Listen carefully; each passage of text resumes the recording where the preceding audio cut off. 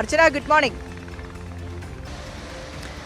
അർച്ചനയുടെ തന്നെ റിപ്പോർട്ട്, ബ്രഹ്മപുരത്തെ ഇപ്പോഴത്തെ ആ പൂന്തോട്ടം, അതിനു മുൻപ് അർച്ചന ആ റിപ്പോർട്ടിൽ സൂചിപ്പിച്ചതുപോലെ തന്നെ കണ്ടാൽ ഭയക്കുന്ന ഒരു ചരിത്രമുണ്ടായിരുന്നു ബ്രഹ്മപുരത്തിന്. മാലിന്യമലയായി നിൽക്കുന്ന, ഇതെന്താണ് അവസ്ഥ എന്ന് പോലും മനസ്സിലാകാത്ത രീതിയിൽ കൂമ്പാരം കെട്ടി നിറക്കുന്ന, കൊച്ചിയുടെ മാലിന്യങ്ങളാകെ കൊണ്ടു നിറയ്ക്കുന്ന ഒരു സ്ഥലമായിരുന്നു ബ്രഹ്മപുരം പണ്ട്.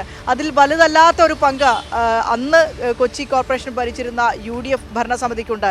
ആ UDF ഭരണസമിതിയാണ് ഇനി ഇലക്ഷനിലേക്ക് മത്സരിക്കുമ്പോൾ, അല്ലെങ്കിൽ തദ്ദേശ സ്വയംഭരണ സ്ഥാപനങ്ങളിലേക്കുള്ള തെരഞ്ഞെടുപ്പിലേക്ക് വരുമ്പോൾ കൊച്ചി കോർപ്പറേഷനിൽ സീറോ വേസ്റ്റ് നടപ്പാക്കുമെന്ന വാഗ്ദാനം ജനങ്ങളോട് പറയുന്നത്. എന്തൊരു പറ്റിക്കലാണ്!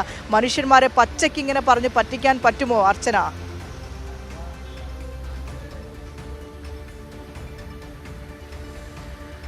വിനിഷ, അത് തന്നെയാണ് UDFന്റെ ഒരു ഇരട്ടത്താപ്പ് അല്ലെങ്കിൽ ഒരു ഇരട്ട മുഖമാണ് ഇതിലൂടെ വെളിവാകുന്നത്. കാരണം ബ്രഹ്മപുരത്തിന്റെ ഒരു ഭയപ്പെടുത്തുന്ന മുഖം നമുക്ക് ഓർമ്മയുണ്ട്. അത്രത്തോളം ഭയാനകമായിരുന്നു ആ മാലിന്യമലകൾ. അത് കൊച്ചിയെ വലിയ രീതിയിൽ ശ്വാസം മുട്ടിക്കുന്ന കാര്യങ്ങളടക്കം നമ്മുടെ മുന്നിലുണ്ടായിരുന്നു. പക്ഷേ ഇന്ന് ബ്രഹ്മപുരത്തിൻ്റെ മുഖമാകെ മാറി. ഇപ്പോൾ അവിടെ പൂക്കൾ വിരിഞ്ഞിരിക്കുന്നു, ഇനി പാർക്ക് വരാൻ പോകുന്നു, ബയോഗ്യാസ് ഉൽപ്പാദിക്കാൻ പോകുന്നു. അങ്ങനെ ഒരുപാട് പദ്ധതികളാണ് ബ്രഹ്മപുരവുമായി ബന്ധപ്പെട്ട് കൊച്ചി കോർപ്പറേഷൻ നടപ്പിലാക്കി വരുന്നത്. അതിന് കൃത്യമായ സഹായവുമായി സർക്കാർ ഒപ്പമുണ്ടായിരുന്നു. അതേസമയം തന്നെയാണ് ഇപ്പോൾ UDF കൊച്ചിയിൽ സീറോ വേസ്റ്റ് പദ്ധതി നടപ്പാക്കുമെന്ന് പറഞ്ഞ് ഈ പ്രകടന പത്രികയിലടക്കം അടിച്ചിറക്കുന്നത്. അതിൽ പ്രധാനമായും ഈ 10 വർഷം UDF ഭരിച്ചപ്പോഴാണ് ഈ ബ്രഹ്മപുരം ഇത്തരത്തിലൊരു മാലിന്യ കൂമ്പാരമായി മാറിയത്. യാതൊരു തരത്തിലുള്ള വേസ്റ്റ് മാലിന്യ സംസ്കരണ പദ്ധതികളും കൊച്ചി കോർപ്പറേഷനിൽ ആ സമയം നടപ്പിലാക്കിയില്ല. UDFന്റെ ഭരണത്തിൽ നടപ്പിലാക്കിയില്ല. ആ കെടുകാര്യസ്ഥതയും അഴിമതിയും കൊണ്ട് തന്നെയാണ് ബ്രഹ്മപുരത്ത് തീപിടിച്ചതെന്ന് വ്യക്തമാണ്. അതിലെ ആ സംഭവവുമായി ബന്ധപ്പെട്ട റിപ്പോർട്ട് അടക്കം വന്നപ്പോൾ അത് തെളിവായതുമാണ്. എന്തായാലും അതിൻ്റെ അടിസ്ഥാനത്തിലാണ് പിന്നീട് കൊച്ചി കോർപ്പറേഷൻ വലിയ രീതിയിലുള്ള വികസന പദ്ധതികൾ ഈ ബ്രഹ്മപുരത്ത് നടപ്പാക്കിയത്. അത് നമ്മൾ വ്യക്തമായി കാണുകയും ചെയ്തതാണ്. ഇപ്പോൾ ബയോഗ്യാസ് ഉൽപ്പാദിപ്പിക്കുന്ന തരത്തിലേക്ക് BPCLന്റെ പ്ലാന്റ് അവിടെ വന്നിരിക്കുന്നു.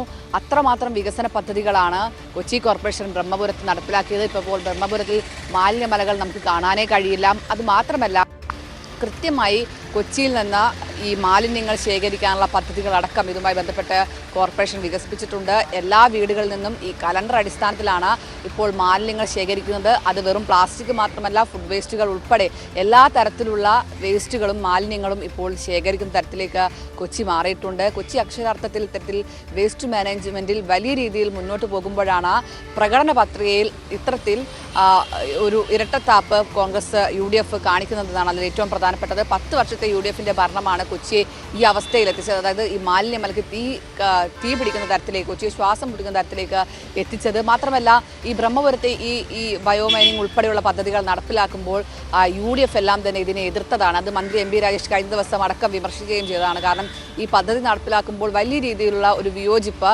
അല്ലെങ്കിൽ ഇതൊന്നും ഇവിടെ നടക്കില്ല എന്ന തരത്തിലുള്ള ഒരു അഭിപ്രായമാണ് ഈ കോൺഗ്രസിന്റെ നേതാക്കളിൽ നിന്നെല്ലാം ഉണ്ടായത്.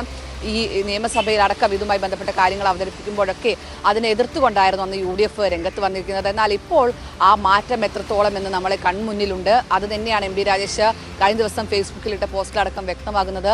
എന്തായാലും കൊച്ചി ഇന്ന് കേരളത്തിന് മാത്രമല്ല രാജ്യത്തിന് തന്നെ ഒരു വലിയ മാലിന്യ സംസ്കരണ മാതൃകയായി മാറുന്നു എന്നാണ് ഇതിൽ നിന്ന് നമുക്ക് വ്യക്തമാകുന്നത്. കോടിക്കണക്കിന് രൂപയുടെ പദ്ധതികളാണ് ഇതുവരെ ഈ ബ്രഹ്മപുരത്ത് നടപ്പിലാക്കിയത്. എന്തായാലും തിരഞ്ഞെടുപ്പിൽ ഇത് വലിയ സ്വാധീനം ചെലുത്തും. കാരണം അത്രമാത്രം ദുരിതം അനുഭവിച്ചതാണ് കൊച്ചിയിലെ ജനങ്ങൾ. അതെല്ലാം ഇന്ന് മാറിയിരിക്കുന്നു.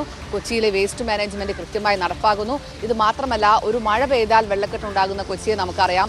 എന്നാൽ ഈ മഴക്കാലത്ത് കൊച്ചിയിൽ അങ്ങനെ ഒരു പ്രതിസന്ധി ഉണ്ടായിട്ടില്ല. കൃത്യമായ ബ്രേക്ക് ത്രൂ അടക്കമുള്ള പദ്ധതികൾ കൊച്ചി കോർപ്പറേഷൻ നടപ്പിലാക്കിയതിൻ്റെ ഭാഗമായിട്ടാണ് ഇത്തരത്തിലുള്ള പ്രതിസന്ധികളെല്ലാം തന്നെ കൊച്ചിയിൽ നിന്ന് മാറിയത്. അങ്ങനെ കൊച്ചി കേരളത്തിൽ മാത്രമല്ല ലോകത്ത് ശ്രദ്ധിക്കുന്ന ഒരിടമായി മാറി. ബെസ്റ്റ് ടൂറിസ്റ്റ് സെൻ്ററുകളിൽ ഒന്നായി കൊച്ചി മാറി. ഇങ്ങനെ കൊച്ചി വലിയ രീതിയിലുള്ള വികസന പദ്ധതികളുമായി മുന്നോട്ട് പോകുമ്പോഴാണ് UDF ഇത്തരം ഒരു പൊള്ളയായ വാഗ്ദാനം നൽകുന്നതെന്നാണ് അതിൽ ഏറ്റവും പ്രധാനപ്പെട്ടത്. കാരണം 10 വർഷം കൊച്ചി എന്തായിരുന്നു UDFന്റെ ഭരണത്തിൽ നിന്ന് നമ്മൾ കണ്ടതാണ്. അതേ UDF തന്നെയാണ് കൊച്ചി ഒരു സീറോ വേസ്റ്റ് പദ്ധതി പ്രഖ്യാപിക്കുകയും അത് നടപ്പിലാക്കുകയും ചെയ്യുമെന്ന് പറയുന്നത്. എന്തായാലും അതിൻ്റെ എല്ലാം നേർക്കാഴ്ചകൾ നമുക്ക് മുന്നിലുണ്ട്. ഇപ്പോഴത്തെ ബ്രഹ്മപുരത്തിൻ്റെ കാഴ്ചയും നമുക്ക് മുന്നിലുണ്ട്. വിനിഷ.